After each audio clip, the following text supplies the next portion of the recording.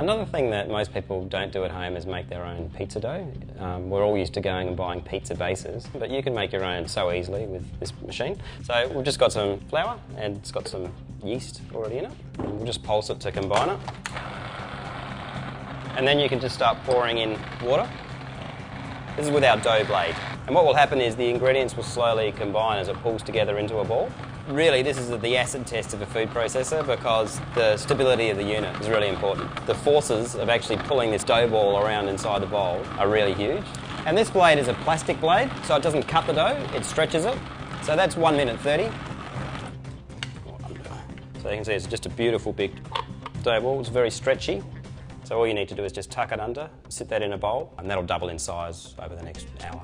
The quad blade's really good at combining fresh ingredients, and it allows you to do things that normally might be too labour intensive at home. So this is like a really quick, fresh recipe for Thai fish cakes, and it's kind of something that I'm excited about because I used to eat them and love them a lot, but never attempted at home. So let's just put some chilies, lemongrass, garlic in, some lime leaves, parsley. We call ours a quad blade because it's got the 4 blades. And this is so that when you're processing, instead of just moving the ingredients down the bottom and leaving a layer of unprocessed ingredients at the top, we process both layers at the same time. And you see the beautiful colours. And then all you do is just put the fish in, put an egg in, and that's got some fish sauce and some water, and that's it. Pulse it.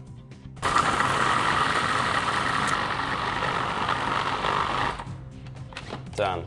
And that's a beautifully combined set of fresh ingredients that you can then just put into a little patty and fry off, and you've got Thai fish cakes.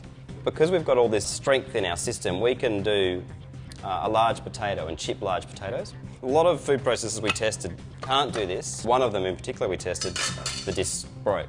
Just load your potato in, start her up, done. Now we might as well do another one. Always I would use the large feed tube if I was chipping, and get the biggest potatoes you can find. The other disc that's really nice is the fine Julienne. And this is like a kind of a knife skill julienning that takes a lot of practice, particularly as you're getting into the last parts of the food if you want to keep your fingers. I defy anyone to do that with a knife. We've got the double-sided shredding disc, and this has got coarse or fine shredding.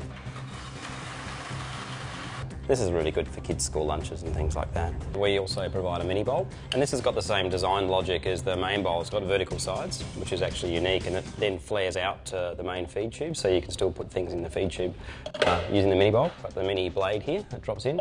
It seals against the lid of the bowl, so that when you're using this, you don't get the main bowl dirty. So I'll do a quick almond meal. I've processed this for 30 seconds. I've got just quite a nice fine consistency. So you can see there's a nice meal, and again, if you went fine, just keep going for longer. We've tried to think about everything.